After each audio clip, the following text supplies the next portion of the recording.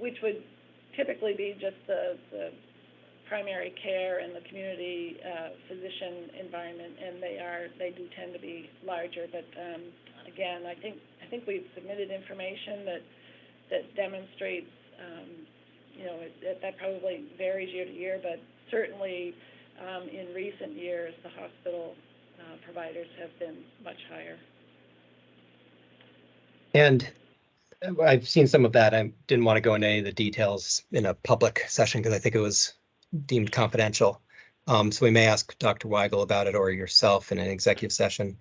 And a couple of people have alluded to this, and MVP alluded to this, is the negotiating leverage and the challenge when if you tell a hospital no on the GMCB approved rate, you may lose them, and that might ultimately be more expensive, or it's going to harm, I get it. And my question to MVP is the same as the one to you, which is, how can the care board change that dynamic such that these decisions are being based on promoting access and quality and promoting affordability? Yeah, that's a great question. We could, in the interest of time, probably talk more on that, but my immediate thought on that is some of the work I've seen from the Green Mountain Care Board on the global budgets and looking at the cost, how hospitals manage their costs rather than looking for a year-over-year revenue increase. I think there's a lot of potential in both of those efforts. Great. Thank you for your testimony. I appreciate it. And thank you for letting me take the time today. Well, thank you.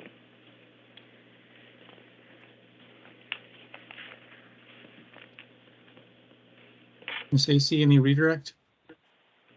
Just briefly, thank you. Ms. Green, there were some questions about the DFR letter. I wonder if I could take you back to Exhibit 17.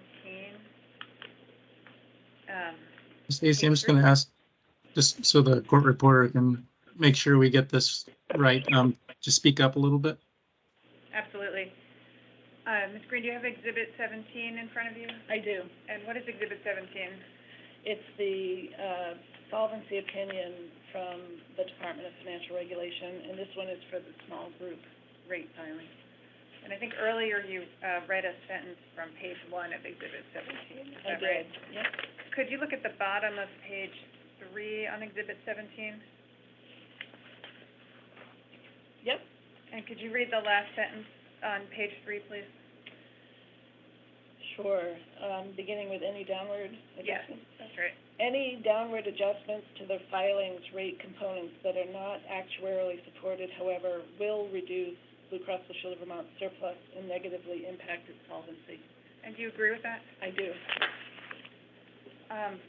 Okay, could we go back now to the table on page 6 of Exhibit 1?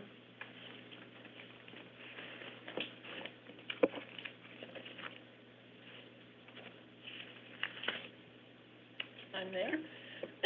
And I think you testified earlier that what this table shows is that over these 9 years, instead of any contribution to reserves from the individual and small group market, that there has been a $9.4 million loss for Blue Cross. Right. Do you have any sense, even roughly, of what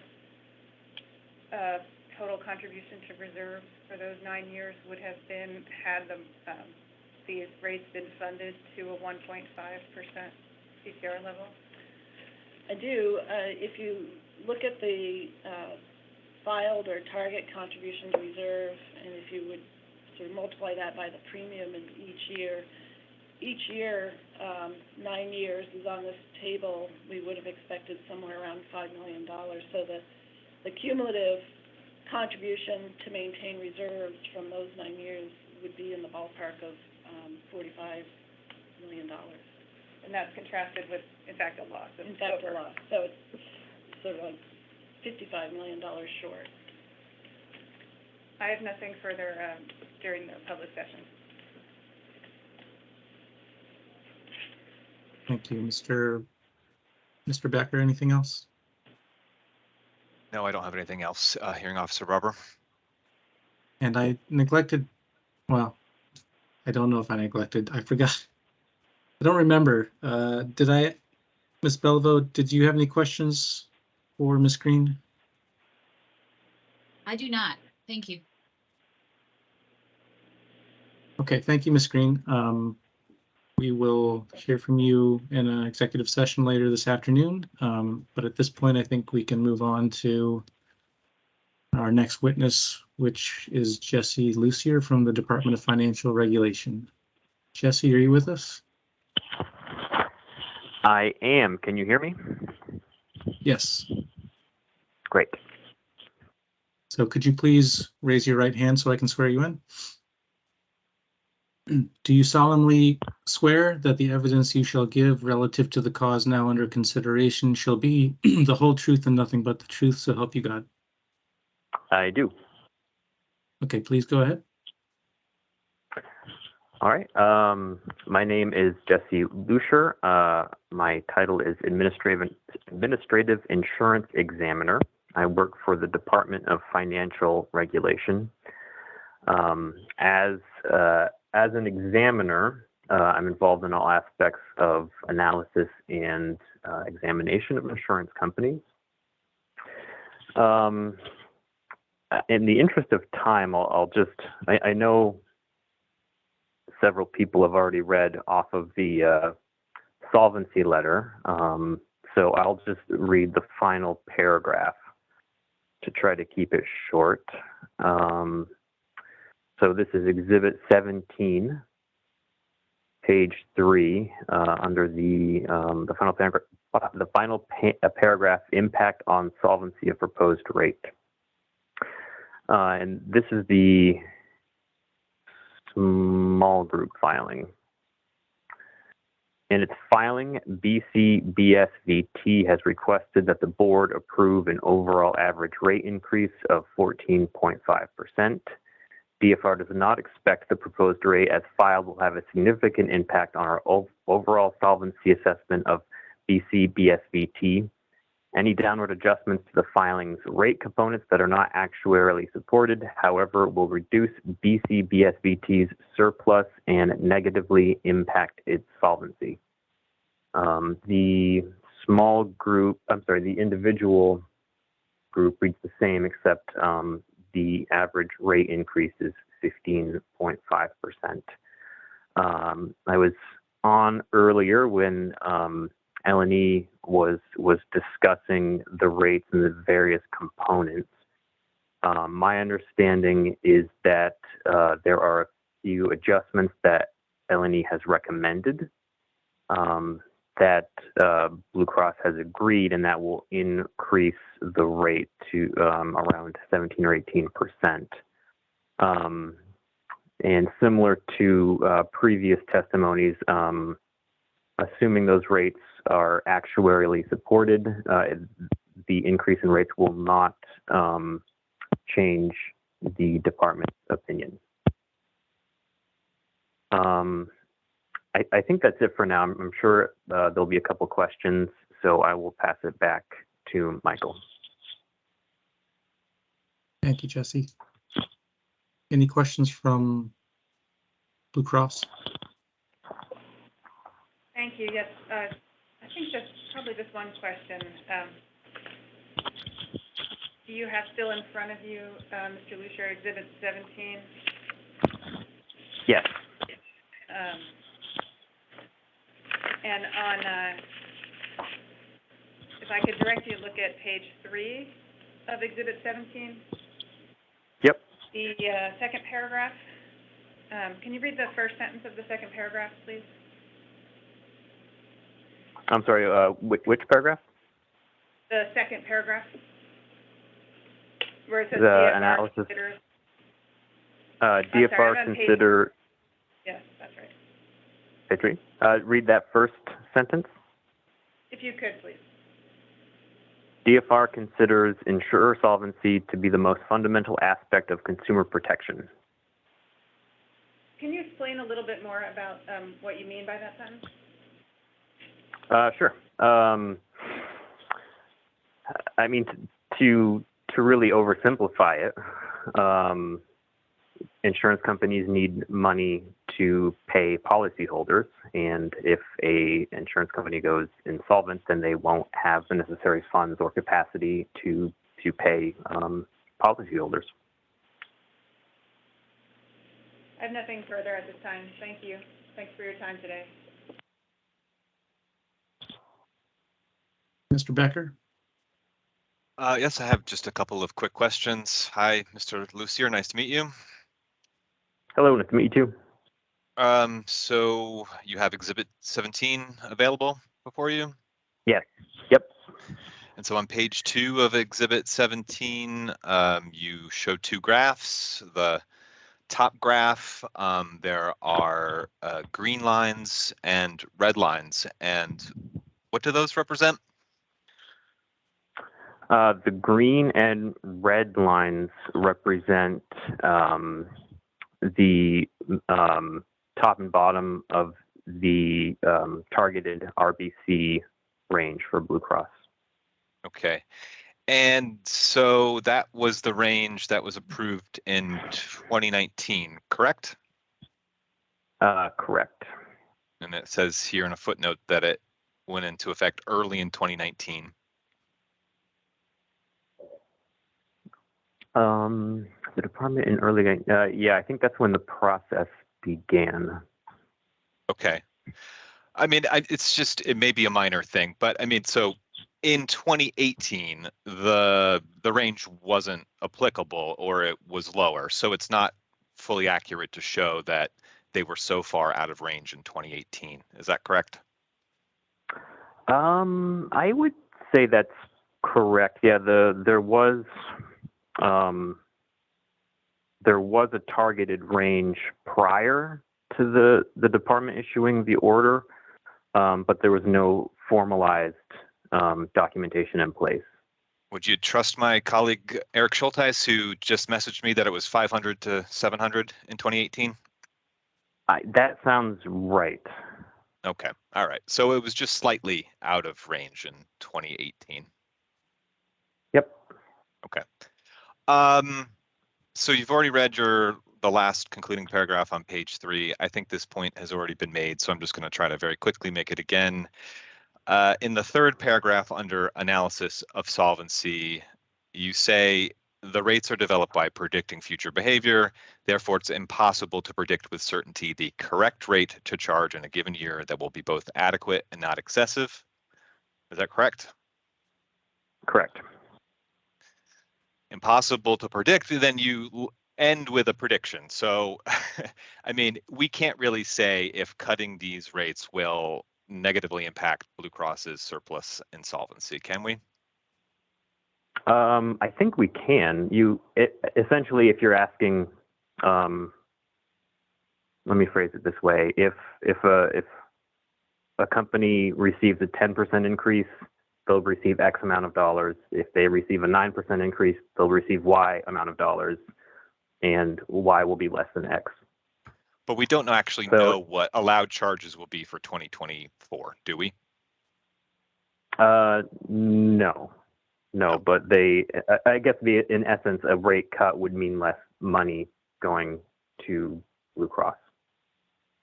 And if the board determines that there are reasonable places to cut this rate, we don't know whether or not that's going to end up being affecting Blue Cross's bottom line. We have no way to predict that, do we?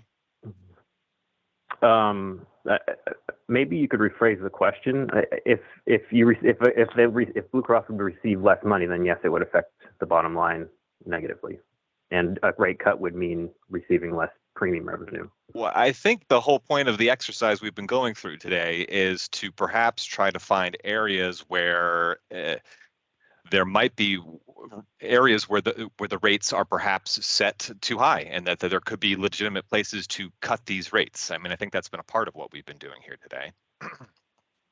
Yeah, correct. Yeah, if the and that's the exercise both of the actuaries go through. And so, if the board determines that there are places where this rate could be cut, we can't predict how that's going to affect Blue Cross's solvency in the future, can we? Can you, I mean, if the I'll actuaries. just stop it because I don't think we're connecting on this question. But Yeah.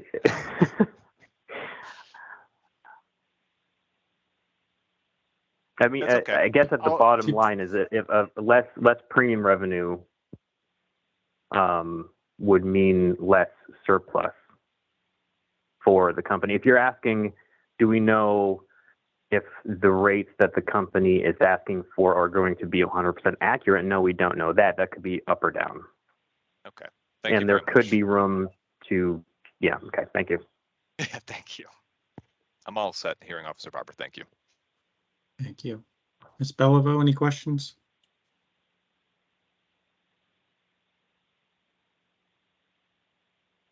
Sorry, it's hard to find my unmute button sometimes. No further questions. Board Member Lunge? I'll just ask a quick clarification. So when considering solvency, you look at the amount of premium revenue coming into the company. Is that correct, Jesse? And considering, so that's a component of it, sure. And the reason why your opinion refers to actuarial factors is because the actuarial factors are, in essence, trying to predict the claims costs that will be paid in the future. Isn't that right? Correct. So the solvency and the RBC levels are not just a factor of the premiums, but also a factor of the claims, correct? Correct. Thank you. I'm all set. Yes. I'm all set. Thank you. Dr. Merman? Just one quick question regarding the 2019 DFR RBC target range. I'm sure people have discussed this plenty in the past. Looking at the linked file, it didn't seem that there was a significant body of evidence to support going from 500 to 590, but do you briefly know what the reason to go to the higher range was? Yeah, briefly, there was the Blue Cross hired an independent third-party actuary to review their surplus adequacy and how that relates to the RBC ratio. The department also hired an actuary to review that work to assess for reasonableness. And the department's actuary found that the Blue Cross's actuary was reasonable? Yeah, correct. I don't know if that's the specific language they use. I'd have to go back and look at the information, but in essence, yes. Okay. That's all, thanks. Chair Foster? Yeah, just clarifying what Mr. Becker and Member Lunge were speaking about. You're talking about if the rate is lower, there's less revenue that can impact RBC. But I think the point was a lower rate doesn't necessarily mean that the RBC will be lower next year. And that's because there could be fewer claims, there could be greater efficiencies, there could be a number of things that are lower that would mean that RBC doesn't actually go down even if the rate were lower. Is that accurate in your opinion? That is accurate. Yeah, there are a lot of factors that go into the RBC component. And so theoretically, the care board could cut the rate, but other things could mean that the RBC stays static or even goes up even with a cut rate. Theoretically, yes. However, all other things being equal, the likelihood of rates being inadequate, I think, increases if cuts are made that are not actuarially justified. Right. Okay, I had nothing else. Thank you very much. Thank you. Thank you, Mr. Lucia. Thanks. So why don't we take a quick comfort break until 2:25, and then is the next Dr. Weigel will be testifying next, is that correct? Yes, that's correct. Okay, so let's recess until 2:25. Off the record. Thank you.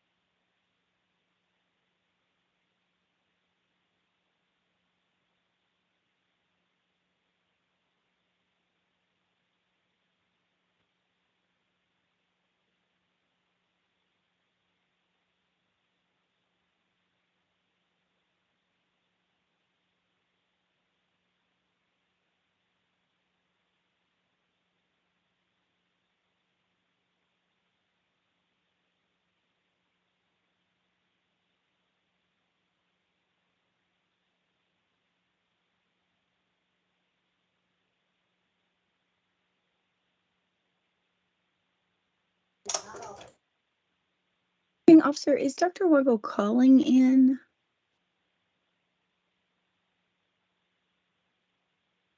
I don't know the answer to that. Well, do you happen to know the spelling for their name just in case they are? Yes. First name is Tom, Tom. Last name is Weigel, Weigel. Thank you.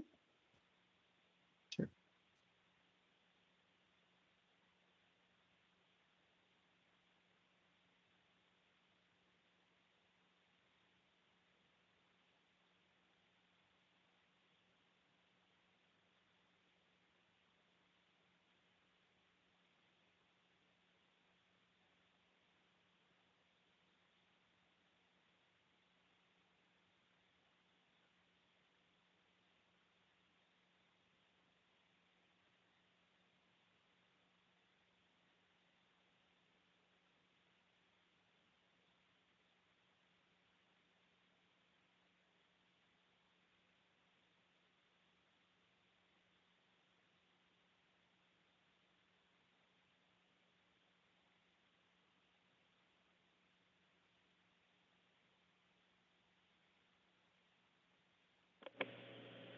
I need to change my background so it doesn't look like I'm at a lounge. Can you hear me?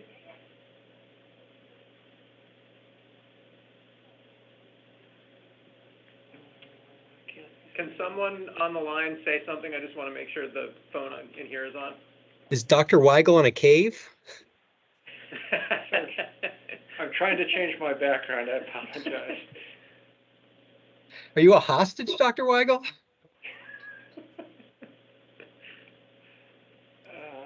Speaking of which, Mr. Chair, we can't see you at the moment, or at least I can't see you at the moment. Oh, there you are.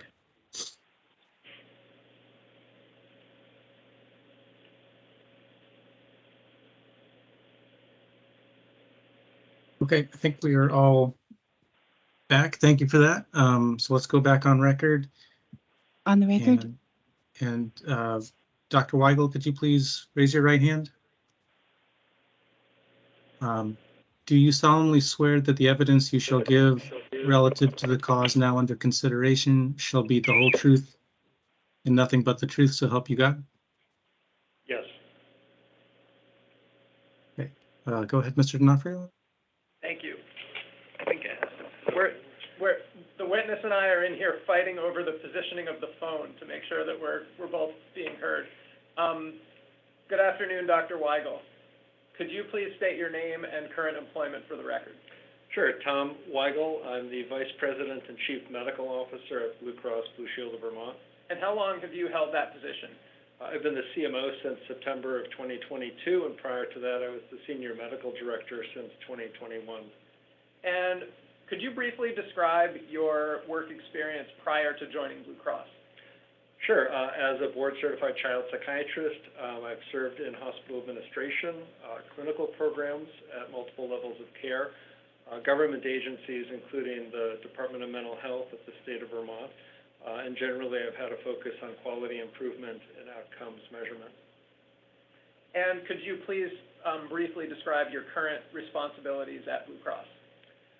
Sure. At Blue Cross, I oversee departments related to quality, value-based care, medical cost management, including prior authorizations, provider contracting, and pharmacy. And you're prepared to answer questions from the HCA and from the board on those areas today, right? Correct.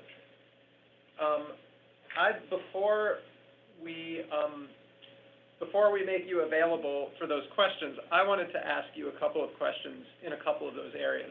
So first of all, you're aware that the proposed rates include $2.25 per member per month for payment reform and value-based payment initiatives, right? Correct. Could you explain a little bit about how Blue Cross intends to use those funds? Sure. Blue Cross is making strong progress in transitioning to value-based payments as a means to improve healthcare quality and efficiency. We're piloting an advanced primary care model, Vermont Blue Integrated Care, or VBIC, in collaboration with 4 large Vermont primary care practices encompassing over 10,000 attributed lives.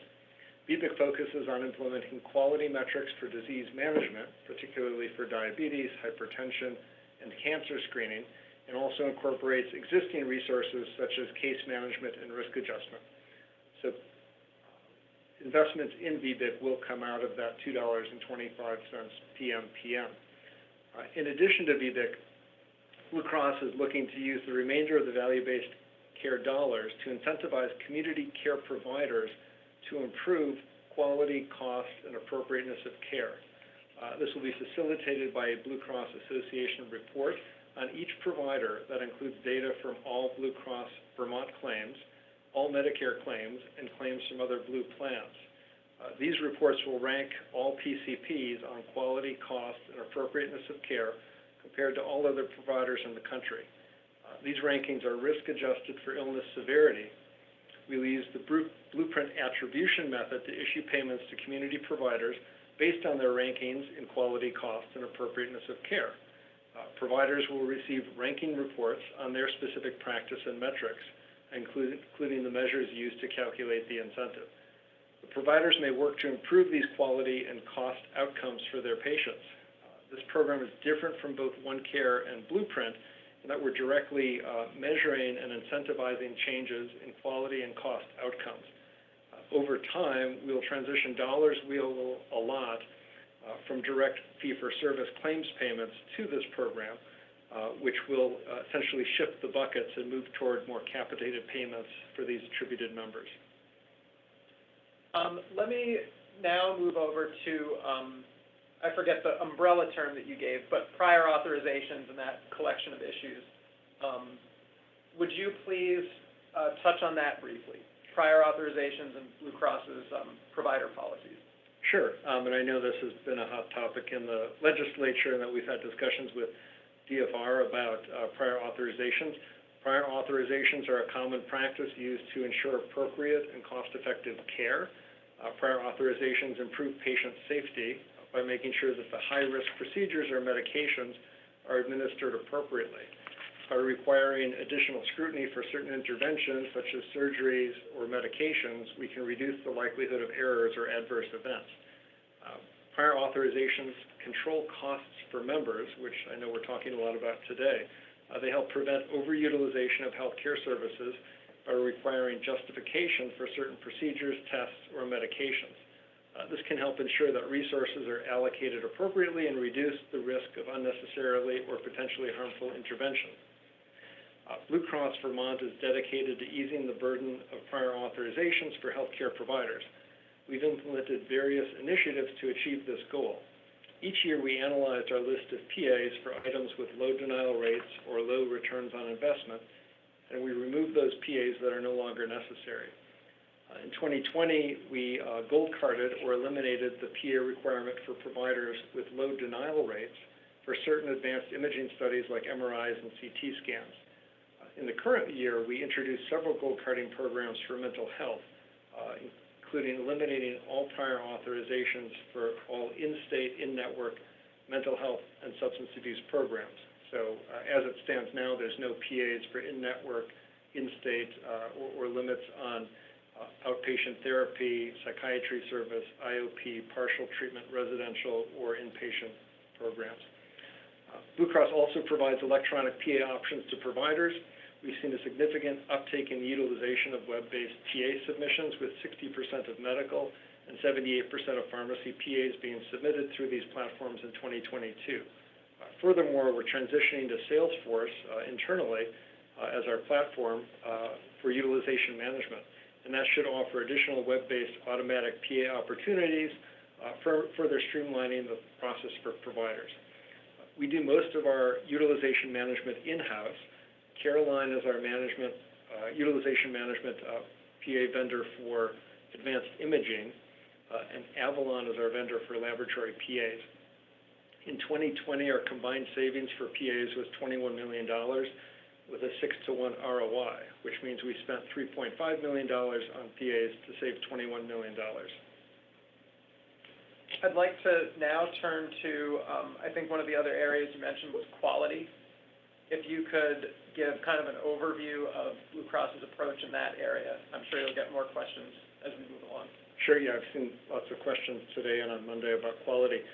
Blue Cross Vermont, our quality program evaluation follows the requirements set by the National Committee for Quality Assurance, or NCQA, so we are NCQA accredited. This acts as our roadmap for our improvement efforts. We also solicit feedback from our members and providers to assess our company's performance. When evaluating member satisfaction, we utilize the CAHPS Consumer Assessment Survey. Currently, Blue Cross is performing above the 50th percentile compared to other plans, with 47% of members rating our plan as 9 or 10 on a scale of 0 to 10. And according to provider satisfaction survey results, 8 out of 10 healthcare providers express satisfaction or high satisfaction with Blue Cross Vermont. Our primary cost drivers are often associated with transitions in care, readmission rates, and gaps in care. So to address these quality issues, our readmission reduction and transitions in care programs identify members statistically at high risk for readmission, as well as those who have recently undergone transitions in care, such as hospital admissions or emergency department visits. Our case management team proactively engages these members to provide necessary services. Additionally, we have quality improvement programs focused on various areas, including pregnancy outcomes, addressing care underutilization, conducting quality of care investigations, optimizing pharmacy services, and enhancing member experiences. Thank you. Dr. Weigel, I'd like to turn to one other topic and get some of your kind of overarching thoughts. Another one we've heard a lot about today, and we'll probably hear more in further questions to you, and that's provider contracting, provider payment, particularly around the community provider fee schedule. So if you could maybe provide kind of an overview of Blue Cross's approach there, I'm sure there will be more specific questions on it as we move along. Sure. I think the question was focused around the possible discrepancies around what we might pay a hospital for a certain outpatient service versus what we might pay a community provider. There often is a discrepancy in that. So one way I think about it is theoretically, if we get a rate increase of 6% and a hospital gets a rate increase of 9%, that may result in a disproportionate change for community provider fees, where the hospital actually ends up getting a higher fee rate or raise than the community provider. This is worse if the hospital rates go up more in a particular year than we have budgeted in our rates. Then we don't have as much flex for those community providers.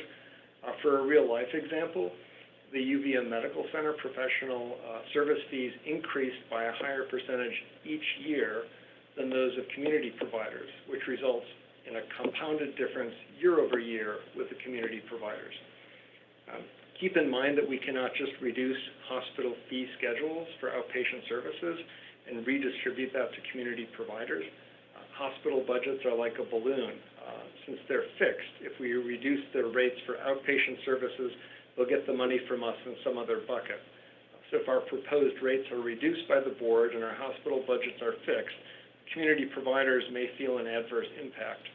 I think as Ruth noted, hospitals often refuse to negotiate with us, and they treat the board's budget allotment as a minimum rather than as a cap, where they may receive less than the board allotted. For example, if we save money with claims edits this year with a major hospital, they expect to be paid those dollars in another realm. Thank you. I have no further questions.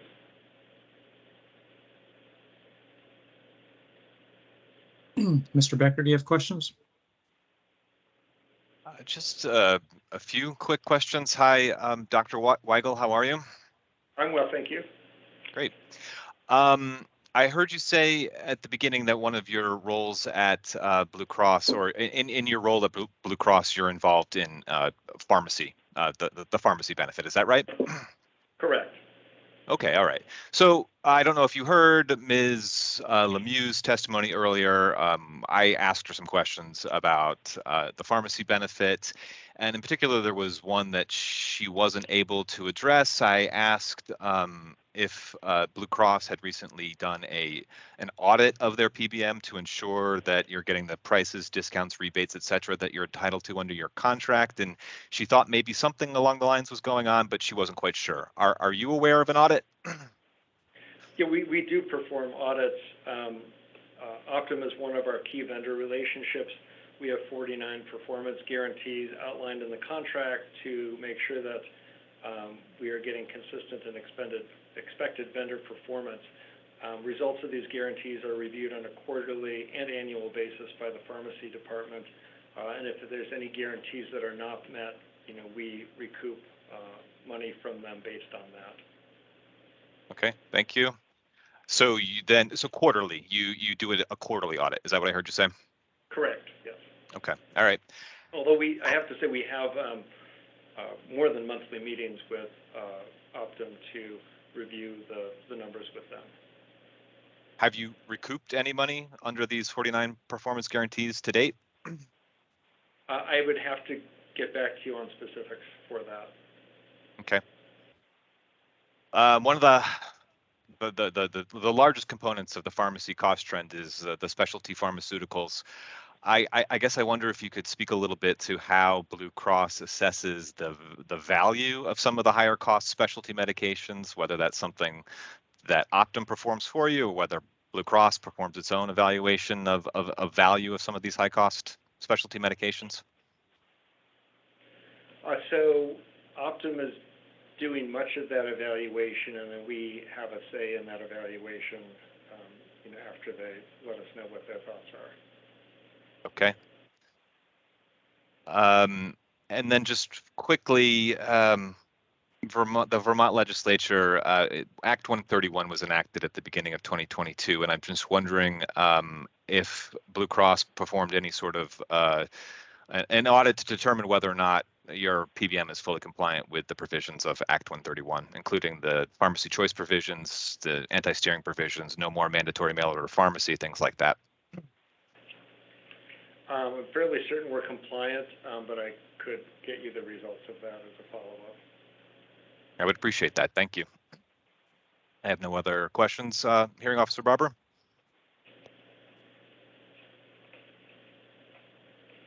Thank you. Board Member Lunge. All right, it took me a moment. Do you want to go to Laura first, or? I'm Thank happy you. to go. Oh, that I keep forgetting. Ms. Bello, do you have questions for Dr. Weigel? I do not, thank you. Okay, I'll jump right in then. Hi, Dr. Weigel. I hope you're having a good day. So I have some questions about the VBEC program, as you may anticipate. So in Exhibit 1 on page 22, and let me just take a moment to get there.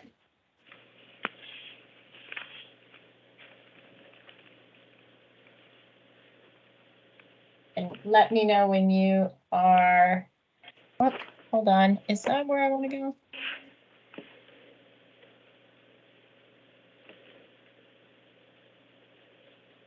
Actually, I think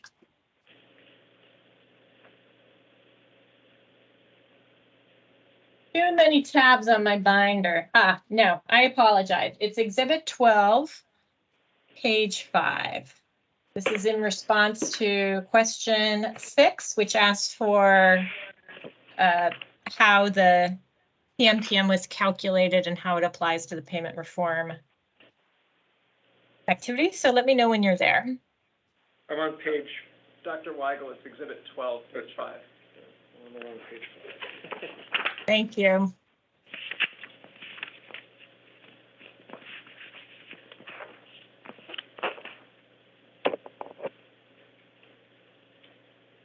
Okay, I'm there. Okay. So in Table 5, included in that response, there's an indication that the VBIC program has a current attribution of 5.7%. How many people is that? 10,600. Okay. So you're anticipating that this program will roughly double? That's been the anticipation with the figures, yes. Okay. I also note that you have a current attribution of 45.5% in the ACO program. Which ACO program is that? Well, so those are referring to the OneCare dollars that we're spending this year for the primary care providers, and those would be reallocated to the other program that I had mentioned, which was paying for quality, cost, and appropriateness of care to community primary care providers. Okay, but so those folks are not actually. I'm sorry. Go ahead. So instead of going to only providers enrolled in the ACO, it would actually go to all community primary care providers. Okay. And so then what is the accurate number of people that should be listed in that percentage? Something like 95%, or for current attribution, and I guess it would be under the projected. So the let me just come up with that number. There's a certain number of members that are not attributable based on the blueprint method. So those members who are not attributable based on the blueprint method would not be included in that. And depending on how the program gets rolled out, members attributed to hospital-based practices would not be attributed to that. It would be a community provider program. Okay. So if it would be possible to get an updated Table 5 that accurately reflects your plan for 2024, I'd really appreciate that. You bet. Thank you.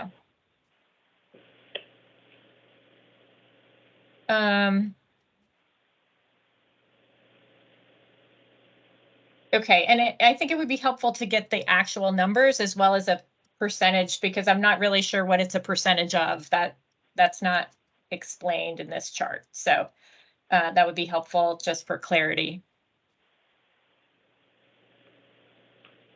So in your narrative, there's an indication that at least at the time of filing, you weren't clear on how you would use these dollars, but it sounds like that has changed. Is that accurate?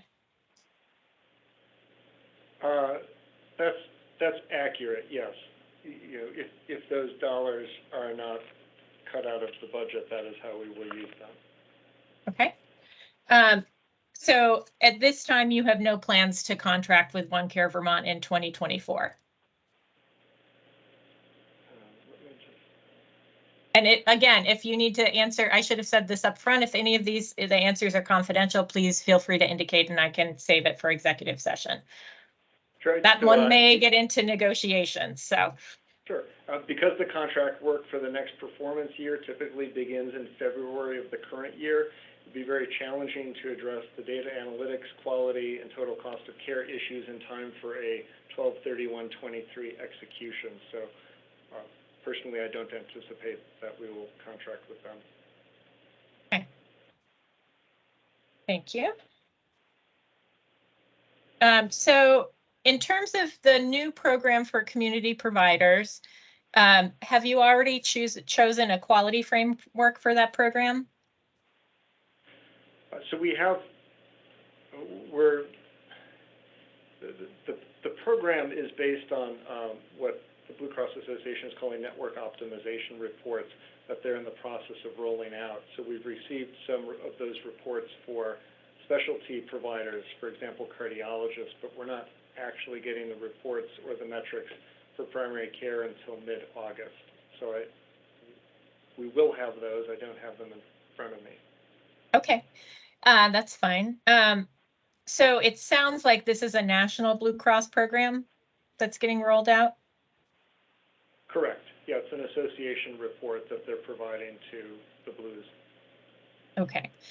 So I was going to ask you how you are collaborating with the Blueprint in terms of choosing the quality metrics, but I assume, given that it's a national Blue Cross program, that that's not happening. That is not happening, and I guess to restate, the Blueprint is a little more focused on their care community health teams and outreach through those teams, which can be variable by region and by practice. And they also tend to serve proportionately to not serve our members as much as they might serve a Medicaid or Medicare member. So Blueprint really isn't able to tell us which specific members they've served. So their metrics aren't as much value to us. Although certainly having consistent quality metrics for a community, for primary care practices would be helpful in terms of influencing provider behavior. Wouldn't you agree? I think having factors like hospital readmission rates or how quickly providers see people after they're discharged from the hospital, percent of generic prescribing, for example, whether somebody's also taking a beta blocker for heart failure, having a measurement of overutilization or underutilization of testing. I think those are all, great metrics by which to measure primary care doctors. And I don't think those metrics are specifically used by the Blueprint or things similar. So I think their numbers are a little more vague, but I don't want to purport to know all the details about the Blueprint measurements. Sure, but in your filing on page 5, in the last full sentence on that page, Blue Cross has indicated, and I quote, "We have learned that successful programs do not segment members by type of insurance," end quote. Did I read that accurately? You read that accurately, and ideally a program, when implemented, would be impactful across the board, across all providers, or across all payers in equal ways, if all are funding it. Thank you. So can I also call your attention to in Exhibit 13, it's page 6, an answer to question 9. I was a little confused by a statement in this section. So in the answer to question 9, in the 3rd paragraph, this is a question around ASO plans and the losses in the ASO plans. The statement is, quote, "The loss of Blue Cross Vermont's 104,000 ASO members would drastically reduce our healthcare and payment reform initiatives, making it even harder for the state of Vermont to achieve its healthcare policy goals." Which healthcare and payment reform initiatives are the 104,000 ASO members currently participating in? Or can you restate the very last line of your question, please? Yes. Which healthcare and payment reform initiatives are the 104,000 ASO members currently participating in? Currently, they're participating in VBIC, and I would have to give you a separate breakout around OneCare because I don't have numbers in front of me. Well, certainly they're not participating in OneCare in 2023 because you're not participating in OneCare. Yeah, I can reframe it as the former OneCare dollars being distributed to primary care physicians in 2023. Okay, thank you. Sure. I think that is it for my questions. Thank you very much. Thank you, Board Member Holmes. I'm up. Okay, great. Nice to see you. I just want to actually just a quick clarification. I think this is what you're sending us, building on Member Lunge's questions about the new VBIC program, but I think it'd be really helpful for us to understand, and I think this is what you're sending us, so I just want to make sure, the PMPMs and the attributed lives that are already baked into the base for 2022 and 2023, and then what the expected PMPM and attributed lives are for 2024, so that we can understand what's already been in the base and what the incremental $2.28 is paying for. So it's not clear from that answer that you all were focused on that page. how all these moving parts. So I think if you could just, you know, in your follow-up, that would be great, if that makes sense to you, what we're asking for. Yes, and I think I actually have some of those numbers, but I think to have it concretely would be better. That'd be great for everybody. Yeah, I just want to understand where that $2.28 is coming from and what's already in the base, because you were already paying out, you know, dollars for attributed lives in the program. So, in the OneCare program anyway. And just to clarify, I think I heard you say, but I wasn't sure what this meant, and I would love to understand this better. In your testimony, I think you said if Blue Cross Blue Shield saves money through claims edits, the hospital expects to be paid in another realm. Sure, I think a good example of this, and I don't have the years in front of me, but let's say I think it was maybe 2016, 2017, that I believe the legislature there was a lot of hubbub about evaluation and management claims fees, and I believe that the legislature mandated that that we actually make all the fees the same, community providers, UVM, everybody, and so the E&M fees went back down to the community provider level for a facility like UVM, but we didn't actually save money based on that. They expected that money to be paid in another bucket. So you can't drain a bucket. You actually have to take something from one bucket and put it in another bucket, because the hospitals view the Green Mountain Care Board approved budget as kind of a bottom rather than as a cap. Okay, well, we may have to dig into that a little bit in executive session, I think. But thank you. I wanted to actually, maybe I should have asked this before. I had my questions in a bad order, but we know that this is related to some of the primary care initiatives that you're undertaking. We know obviously that access to primary care has potential to drive down long run costs. I feel like there was reference to that in some of the materials here, and I'm wondering if you track your members who have not been assigned a primary care provider or have not visited a primary care provider in a given year. Is that something that Blue Cross Blue Shield tracks? It is, for the as of April of 2023, and this is just looking at the QHP market, 14,203 members selected a PCP. 14,906 members were able to be attributed using Blueprint attribution, and 11,290 members were not attributed. So that's out of 40,399 total members. Great, you had your data. You anticipated my question. I appreciate that. So do you have a target percentage that you would like to see? So, I think in Vermont we have provider shortages across the board. This includes primary care providers, specialists, long waits for specialists, and mental health providers. To address this, we've added the option to use out-of-state providers through Amwell for urgent care and mental health services. Starting in August, we will also offer additional mental health telehealth services through a company, a vendor contract with Valera Health. Valera provides services for adults and kids as young as 6, and they also specialize in the treatment of serious mental illness such as bipolar disorder and schizophrenia. We're exploring several companies that provide virtual primary care services, and sometimes one of the sticking points is around getting labs drawn and physical exams and things like that, but it's something that we're looking into and that some other states are doing.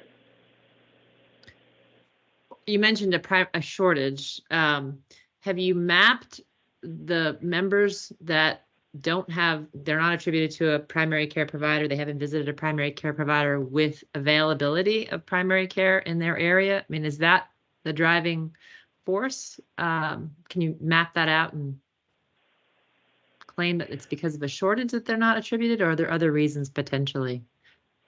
I would have to get back to you on that. I don't know that we've mapped that out specifically. Our provider relations director knows more data around that and where we're lacking some services or where we might have more services available.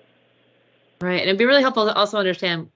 You just described some things that you're doing making availability, some telehealth and all of that to meet that gap. But I'm also just wondering what outreach you're doing to the individual members to say, hey, here's a primary care provider in your area, for example, that has availability. You know, you haven't seen one lately. Is Blue Cross Blue Shield doing anything like that to help get people in the door to a primary care provider in their area? Sure. You know, to engage members in care, we identified 1,400 members who were enrolled from 2020 to mid-2022 and had 0 claims during that time. We targeted a member mailer to provide education about the importance of seeing a doctor. And after that mailing, 21% of the members had a claim submitted. Our customer service team is available to assist members in finding a new provider. And then I guess just my final question, which actually goes back to the VBIC program. What have you put into place? You know, this is a pretty new, big initiative, it seems like. How are you planning to evaluate whether it achieves its intended impact of improving value? So what's the program evaluation that you've got in place to evaluate its success? Sure. You know, Blue Cross seeks provider feedback through VBIC quarterly and plans to issue a formal survey to practices in the 4th quarter of this year. We're also looking at our own data and plan to have the results of those outcomes in the 1st quarter of 2024. Okay, great. Thank you. Those are my questions. Thank you. Board Member Merman. Hi. Thanks for taking a few more questions. One of the few things that you mentioned in your introductory remarks was on transitions of care and case management contacting patients who were recently admitted or had an emergency department visit. Is that all patients that are recently admitted had an emergency department visit? Is some patients, how do you determine who gets contacted? Sure. We use information both from Vital and patient ping that lets us know when people have been discharged, admitted, or seen in the emergency department. I believe we do try to reach out to each of those members to at least touch base with them. The other aspect of our care management team, though, is focused on members who have higher numbers of chronic conditions or higher costs of care. And so we do focus for those members on chronic care management, you know, in addition to reaching out if there's a particular event. Okay, so you think you likely contact all members after even like an ED visit, or is there a severity or anything like that that you use, or just? So what I can do is get you the filtering criteria for that, okay, and make sure that I give you an accurate answer. Okay, that would be great. Obviously, we don't, you know, if there's a dog bite, I don't think we're reaching out to people. Right. Well, I was going to say my child definitely goes to the ER with a lot of things, but one of them does, one of them doesn't, and I hadn't gotten a call. So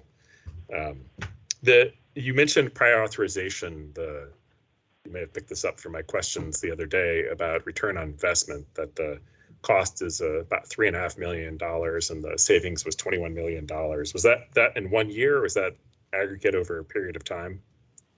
So that's 2020. So I can look for more recent numbers, but the numbers are actually pretty similar for 2022. So that's just for a single year.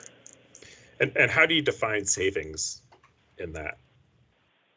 So savings would simply be defined as you know, denied procedures times cost. And do you track whether or not the patient then subsequently got a procedure in the following year, or whether or not their imaging study was done at a later date? So in the information that we see through Carolyn, who's our advanced imaging PA provider, the rates are very low. I don't have the specific rate in front of me, but the rates of that are very, so the example that I gave to them was, if somebody orders an MRI and you attribute, $1,000 of cost savings to that, but instead they end up getting a CT that was $700, is there a way to factor that in? And they actually do factor that into the math and how that's calculated. Okay, so if a patient, like in my experience, I'm an emergency provider. I see patients who get sent to the ER by their primary care provider because they couldn't get a prior authorization, seeking a CT scan for something. That would get picked up in that as having the imaging study done, but probably not the cost of like the ED visit. The ED visit would not be incorporated into that savings, correct? Recently got a public comment about, and I haven't read through the details of it, about how the AMA has a position that the prior authorizations aren't actually saving much money, but your experience suggests that they are saving a significant amount of money. Would you, have you reviewed the AMA position on that at all? So I've reviewed the AMA position, and so, what the number doesn't obviously factor in is the provider's time or staff to do that. So that doesn't factor into that $21 million savings. But I guess I'd also have to say that actuarially for our rates, we would have to factor in $21 million, minus, I guess, the $3 million we spent. So we had 18 million. So we'd have to add 18 million to our rates.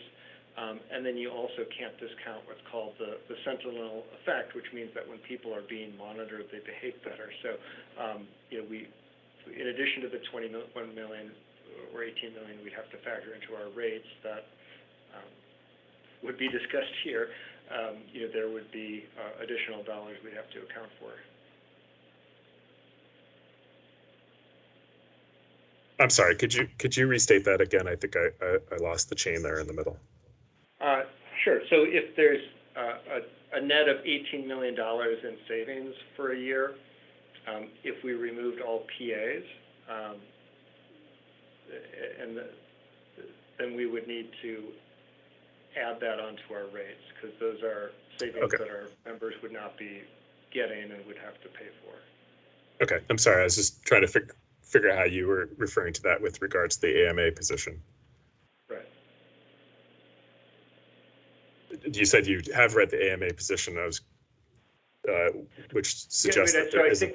I think where the math gets fuzzy is that the savings for our members does not account for expenses that might be incurred by providers. And probably some of those expenses are passed on to members, but most of them are not. Well, we're all one healthcare system, so someone's got to pay for it somehow. Right.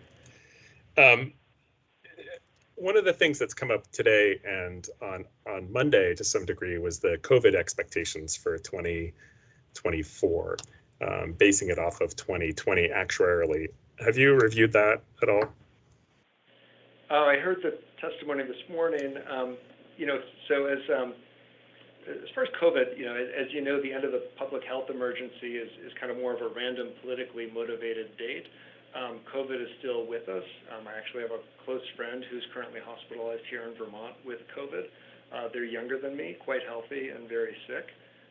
We do have a COVID vaccine and a medication, Paxlovid, which can lessen the impact of COVID relative to where we were in 2020. People have stopped testing for COVID. I haven't tested myself in over 6 months, so it can be hard to tell where our numbers stand with COVID at any one time. New hospital admissions for COVID right now are similar to where they were in March of 2022. New strains and variations of COVID are rising frequently. In June, the XBB.1 variant increased in frequency by 27%. We're also dealing with costs from long COVID, which was not a factor earlier in the pandemic. So those are my COVID thoughts. So, and the new hospitalizations that you're referring to now compared to March of 2022, which was the tail end of the Omicron surge, is that Vermont data or national data? That's national data. Okay. And have you looked at Vermont data? So Vermont data was very different from national data early on in the pandemic because we all obeyed and stayed at home. But the Vermont data has mirrored the national data over the last year.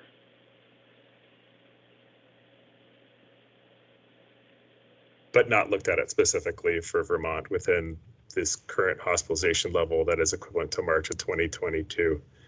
I believe I have. I don't want to state falsely that I haven't, but so we get updates from the Blue Cross Association, every month, and we have meetings about that, and that includes trends, by state and things like that. So, and I looked at that deck today. I looked at the national trends. I didn't happen to look at more local slides, but generally the trends have been similar for Vermont, over the last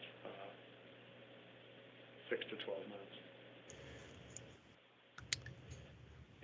It seems to me that in my clinical work and looking at the data that I've seen, that we are in a very different position with COVID cases and expenses at this point than we were in 2022, which is the comparison year, which includes the Omicron surge.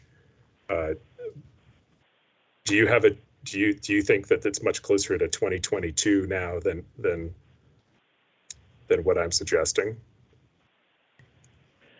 I think it's, I'm to some extent looking to the actuaries, but my impression is that we had a lot of COVID expenses in 2022, and I believe that we may have a lot of COVID expenses in 2023, many of which may not even be called COVID expenses. They're trips to the ER, they're, the inhalers, they're, the other costs associated with illness that, again, because people aren't really testing, it's not being called COVID anymore.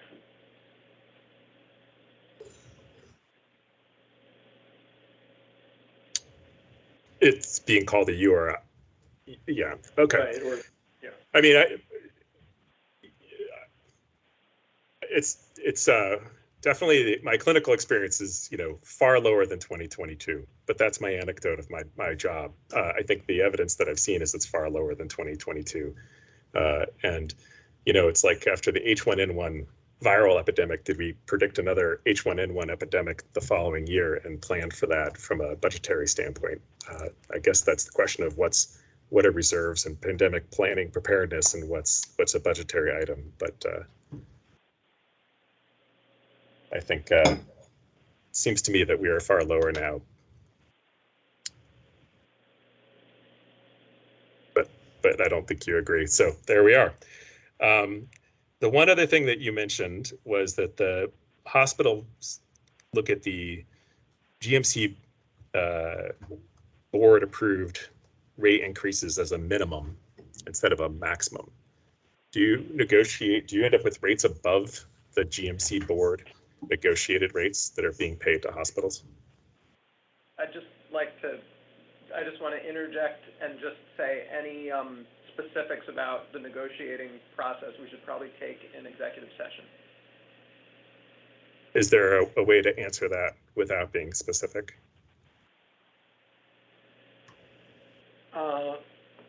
I was actually thinking of deferring to Ruth or Martine about that.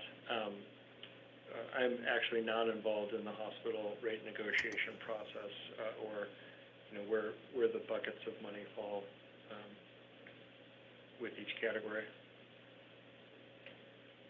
Okay, I have no further questions, thanks.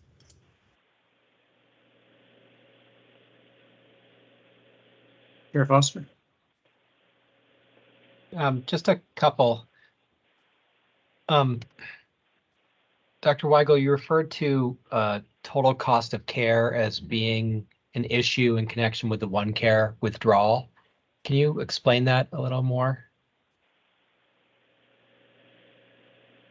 And here again, I apologize, but I just want to interject that if that would get into specifics of kind of underneath the hood of negotiations and discussions with OneCare, perhaps we should take that up in executive session. I'm not sure if it, do you want me to try a different way? I'm not sure if it would, but Yeah, I can I'm try not it sure I different- understood the question. I was going Oh. to say that, that we had issues with the total cost of care and quality outcomes with OneCare, that we weren't seeing a reduction in total cost of care or an improvement in outcomes relative to our members who were not in OneCare prior to our withdrawal. Right, and that's what I was trying to get at. So you have VBIC now, you had OneCare, and are you anticipating at Blue Cross that this will be a net financial savings for your members?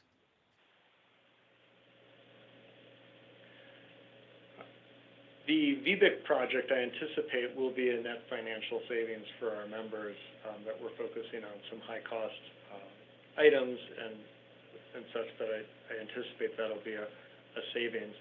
And for the new payments to community primary care providers for quality, cost, and appropriateness of care, that will not have an immediate impact, but I think over time it will actually have a very large impact as providers change their ways to improve those metrics.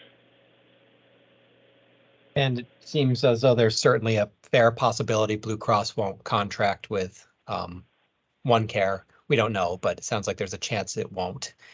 Do you view that as financially beneficial to your members to not participate with OneCare?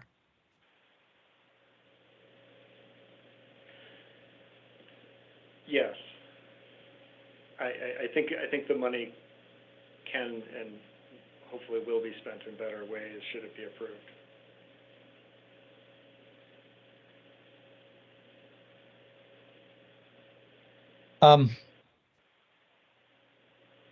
Just two quick topics. Access. Can you describe for me what the evidence is that this rate promotes access?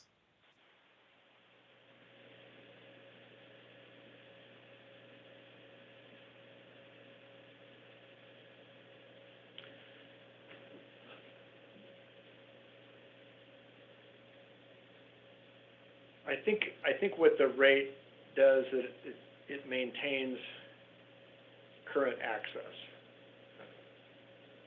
Would be my take on that, or a different way of saying that if you reduce the rate and we still have to pay the hospitals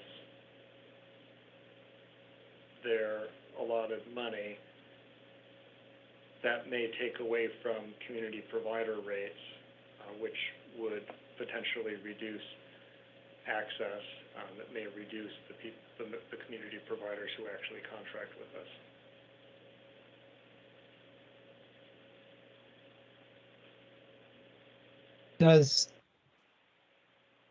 You might have answered this and maybe I missed it.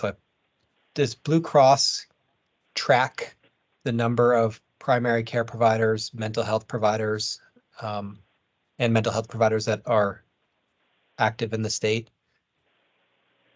We do, yes. And this may be for Ms. Green or Ms. Lemieux, but is the allocation of resources that Blue Cross gets through this rate consider those numbers? And what I'm getting at is if you see primary care providers dwindling or mental health dwindling, and we need more because of access issues, do you provide increased rates to those areas where we have more need for providers? We haven't had a lot of flex in our community provider rates. Most of our community provider rates are fairly flat across the board. We have a couple of practices where they may have demonstrated, very high quality and efficiency, where we may provide them a slightly enhanced rate. But other than that, most of our rates are pretty, flat by practice, I should say, compared to, what we might pay, a larger hospital system. And I take it the reason for why there's limited flex with the community providers is because of the large proportion that's being allocated in the hospital process? Yes, I would say that is definitely the case. We do have, providers threatening to leave, and oftentimes they will cite a discrepancy between the rates that they're paid and the rates that specifically UVM is paid. I think we just had a large physical therapy practice. I'm sorry to interrupt, Sorry. Dr. Weigel. I'm just trying to be mindful of the confidentiality line, Yeah. and I feel like we're getting a little close into specifics of Sure. your contractual interactions with providers. Sure. And I really do apologize for interrupting the flow of the questioning between the two of you here. No, appropriate interjection. Thank you for doing so. I think you're right. We can take it up later. So last question, Dr. Weigel. Can you describe for me what the evidence is that this rate promotes quality? Was this a quality or an affordability issue question? Quality. How does this rate promote quality? Sure. This rate allows us to continue to do the good quality work that we're doing here at Blue Cross, with all of our programs and employees. So I can go back to some of the quality information I gave before and describe those programs, but those rates support that work that we do. I have nothing further, but thank you very much and appreciate your time. Sure. Mike, I have one follow-up. Go ahead. And this may be a question you'd prefer to defer to Martina, Ruth, Dr. Weigel, and please feel free. But I believe you just testified in response to the chair's questions that you expect a net financial savings for members, both from VBIC and from leaving the OneCare program. Where are those savings reflected in the filing? So I expect them. Actuary may not necessarily expect them, and we have absolutely no calculations because it's a brand new program, so we don't really know what those numbers will be. Okay, thank you. I'm all set, Mike. Mr. D'Onofrio, any redirect? No, thank you. Thank you, Dr. Weigel. So at this point, I think we're ready for an executive session. Sounds like for Ms. Lemieux, Ms. Green, and Dr. Weigel,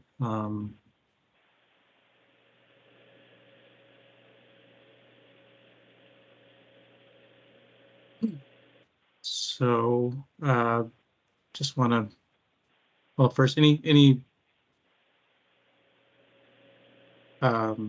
concerns about that being our kind of planned next step? Anybody need a break before we? Yeah, Break a would be quick great. comfort break if it's no trouble. Yeah, why don't we, if it sounds appropriate timing wise to go to an executive session, why don't we kind of work through the motions of that and then take a break and call into that executive session. So we kind of went through this on Monday, but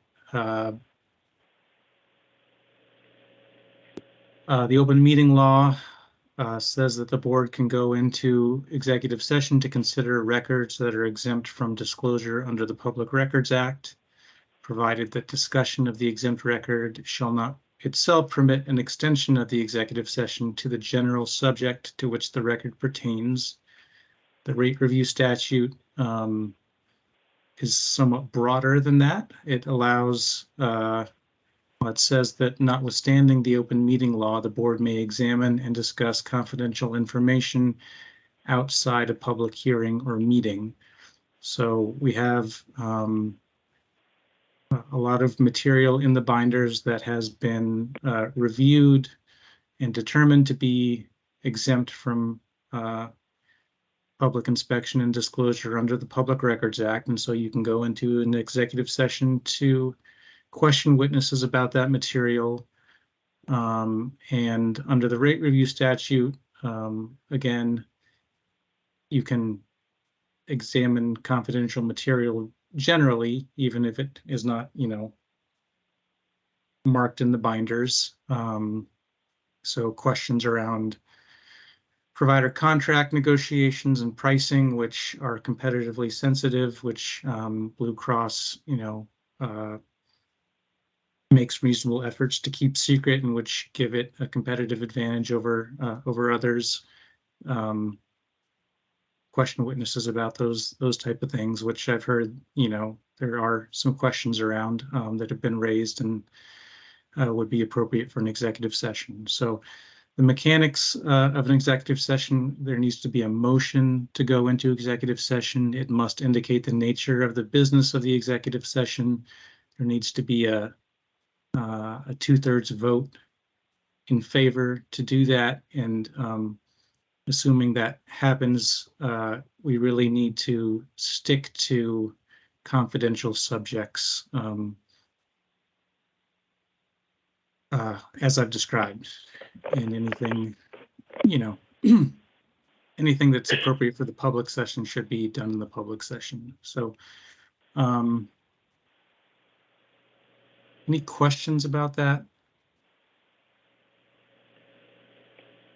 I have one question, Mr. Hearing Officer. I believe there may also, just based on the earlier testimony, there may also be executive session testimony around Blue Cross's RBC and reserves. So I just wanted to note for the record, that's another issue that may be addressed that I believe is appropriate based on information that's already been deemed confidential. Yeah, thank you for that. The forward-looking RBC projections, they have been determined to be confidential. So anything around the specific numbers around that would certainly be for the executive session. Thank you. So would any board member at this point like to go into executive session to ask questions regarding confidential materials in the binder or confidential information generally? I will move that we go into executive session to discuss confidential materials and records, as well as confidential information.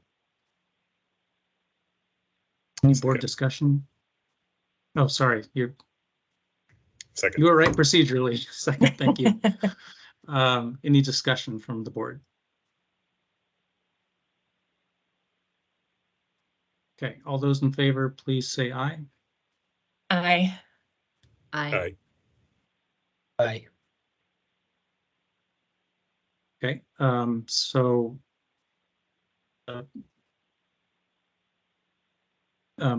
you should have received a invitation, separate invitation for the executive session. The parties, obviously, sorry,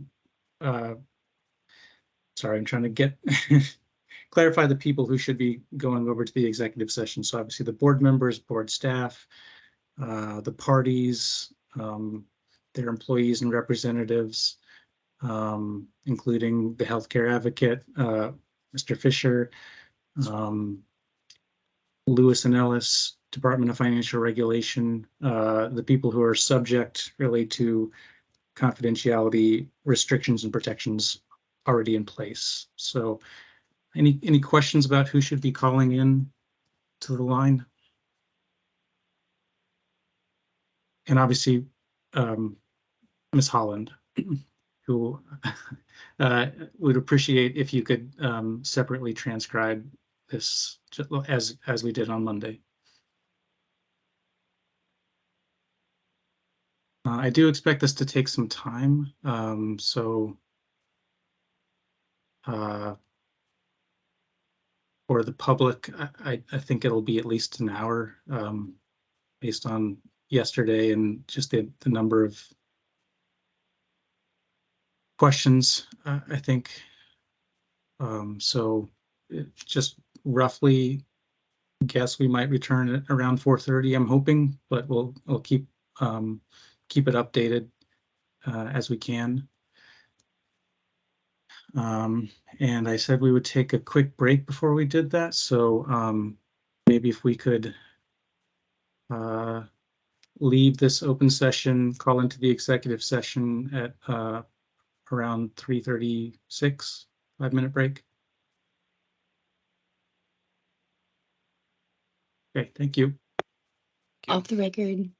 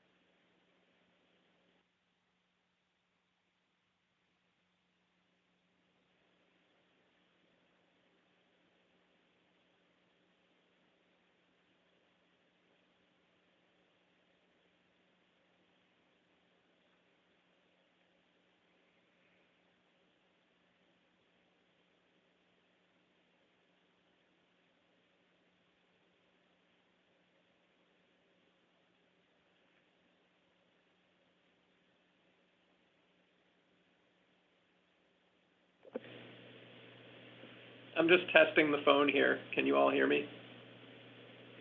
And could someone say something just to make sure I can hear you? We can hear you. Thank you. Blah, blah, blah.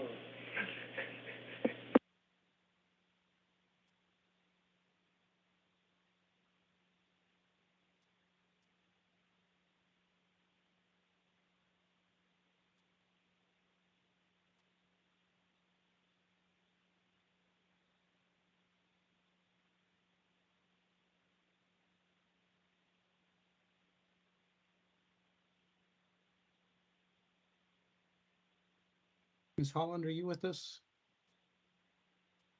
I'm ready, hearing officer, when you are. Okay, great. Let's go back on record. On the record. One thing I wanted to address before we move to Mr. Fisher's testimony is the document that was prepared and submitted yesterday at the board's request and was discussed some in the executive session. Would the parties stipulate to the admission of this as exhibit 26, I believe?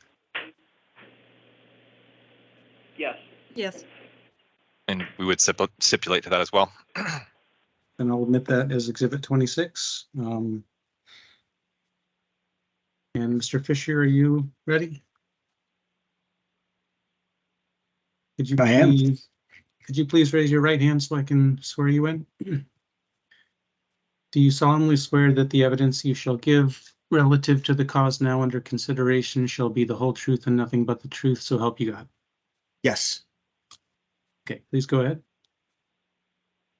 Good afternoon. I think I'm speaking to you at about the same time as I spoke to you 2 days ago. I am Mike Fisher, one of the many Mikes here today. And like I just said, and I'm the healthcare advocate fulfilling my statutory role as a consumer advocate in these proceedings. Like I say, I spoke to you a couple days ago, and in the interests of time, I'm not going to repeat myself. I don't think it would be reasonable for me to say the same thing to you. And by reasonable here, I mean sound judgment. I don't mean it's common practice to do to repeat yourself in each hearing. I'm meaning the common definition of the word reasonable. I will hit some of the same themes.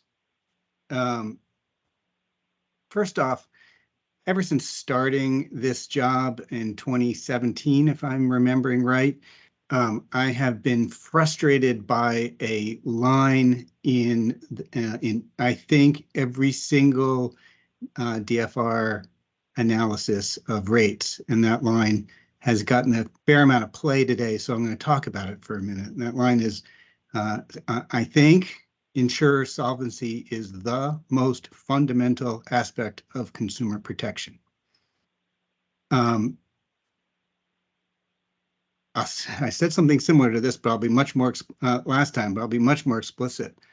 A solvent company that charges rates that the likes of only Warren Buffett, Bill Gates, and Elon Musk could afford to pay sure could be solvent, but provide no consumer protection. Now, obviously, that's an extreme notion. Obviously, that's not going to happen.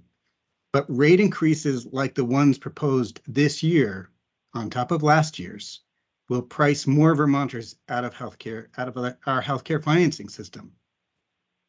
The rates contemplated may be a great consumer protection for those who can afford to participate, that is, pay the rates and pay the out-of-pocket costs, but little or no protection for those who are priced out.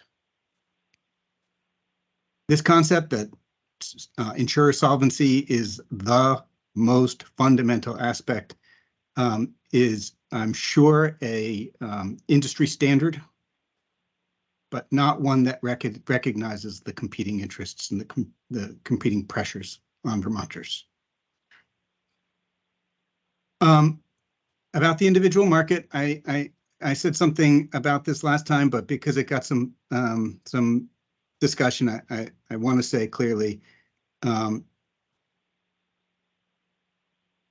If anyone here can think of a way to assure that this year's increases will not become a part of the base 2 years from now, when the enhanced subsidies are scheduled to end, I'm all ears. And I wouldn't freak out about it. I mean, I wouldn't push back if there was a way to separate, to not build this year's rates into a base that will become a part of a rate after we don't know that the enhanced subsidies are there. I can't think of a way. So that is why, unfortunately, this is where we are. This is what Congress gave us. I just want to push back on the notion that somehow 8.5% of income for premiums in the individual market, and by the way, it's 9.12% of premiums in the small group, as a percent, is a measure of affordability, somehow came from a careful policy consideration. The very fact that there are two different standards tells us, no, these numbers came out of a political process, and not a careful consideration of just what the right number should be. But it is indeed in the small group where we see descriptions, where people are forced to pay very high percents of their income for health coverage. And I'll just hit one public comment that I think did it best. Or a part of one anyway. I'm the executive director of a human service organization that has struggled to keep up with the increases in premiums over the past decade. As a nonprofit, we have focused on covering employees and have not been able to expand to covering employees' children or spouses because it's simply not possible. With the significant increases in recent years, we have employees with children who are devoting close to 25% of their annual incomes to health coverage alone. That is unreasonable and untenable. And here, though it's not my comment, I have to assume that the person was using the word unreasonable in the context of fair.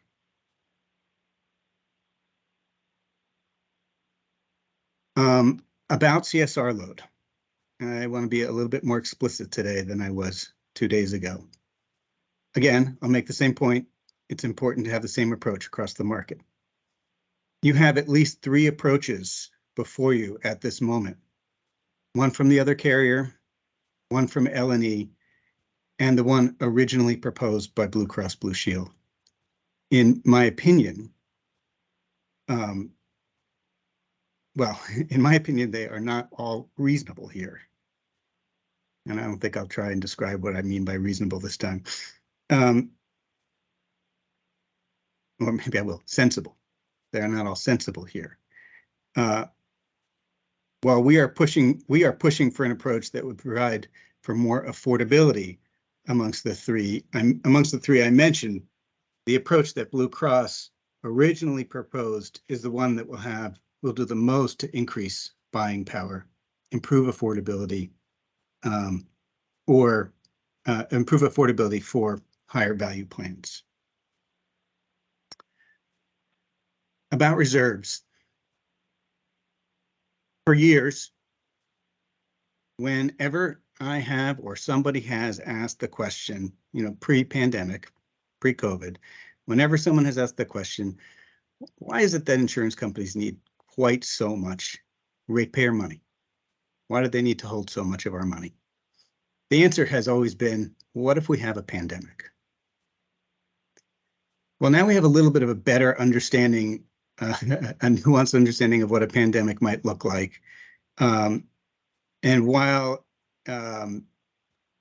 clearly a future health catastrophe could play out in a way very different from COVID, my question is, can anyone envision a reserve depleting health crisis for which there is no corresponding influx of federal monies?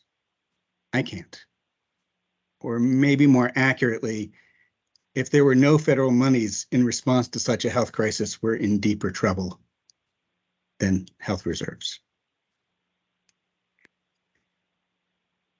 And then lastly, I want to anticipate a question or maybe respond to a question from 2 days ago. When asked about measuring affordability by the chair, I responded about our data, and I neglected to remind us that one of the documents we have is the Household Health Insurance Survey. It's not perfect, but it's a pretty good ongoing measure that we've been doing for a number of years to measure affordability. This year, this past one, it recognized that 44% of those commercially insured were underinsured. Interestingly, the uninsured number has not changed much recently, but 44%. And I know that if you look at previous household health insurance surveys, you'll see a trend that shows the numbers are getting worse. I also want to push back on a concept. Well, there's never perfect numbers in healthcare. And we're never going to have a perfect measure of affordability. There isn't a whole science devoted to it like there is predicting future claims. But there's a lot of research that's been done out there, and there's a lot of data about the pressures that Vermonters and Americans are facing around being forced to make, what happens to people when they're forced to make economic decisions that interfere with their ability to follow medical advice. And so I guess I want to say me and my team will be engaged in attempting and continuing to measure and provide as much good data as possible. We'll never have perfect data, but that doesn't discount the experience and the reality of what is so clearly expressed in this year's public comments, as well as every year previous. Thank you, Mr. Hearing Officer. Thank you. Does Blue Cross have any questions for Mr. Fisher? We do not. Thank you. Does Ms. Belleville, do you have any questions? No, I do not. Do any board members have questions?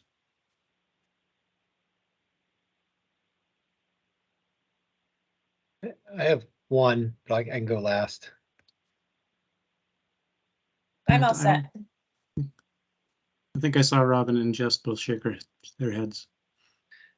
Mr. Fisher, is it the healthcare advocate's position that these two rates submitted to the board are not affordable and do not satisfy that element of the criteria?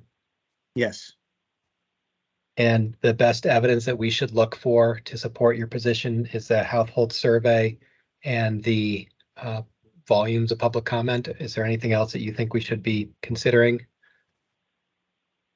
I am sure that we will also include some documentation of this in our post-hearing memos relating to just how these rate increases compare to people's real buying power. And does the healthcare advocate have a position as to whether or not these rates promote access and quality?